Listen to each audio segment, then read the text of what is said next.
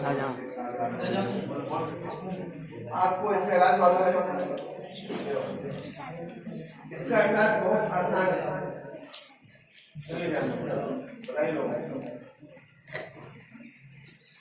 इसका इलाज ये है कि इसका बोल की भूसी एक चमचा आधे गिलास पानी में मिलाकर एक महीना करना है।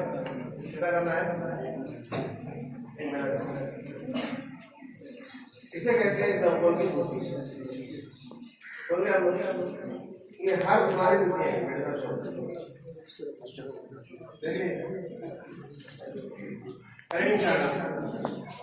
पल्सर लेने से कितना पड़ता है? पकड़ने में कौन क्या जानते हैं?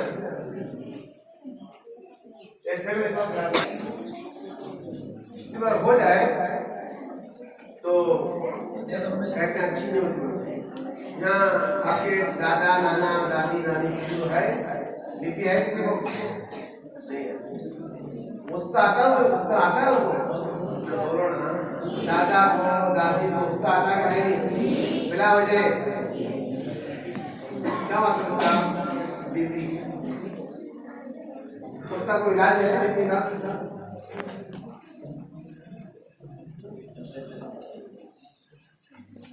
बीपी होते ही टैबलेट होना खाना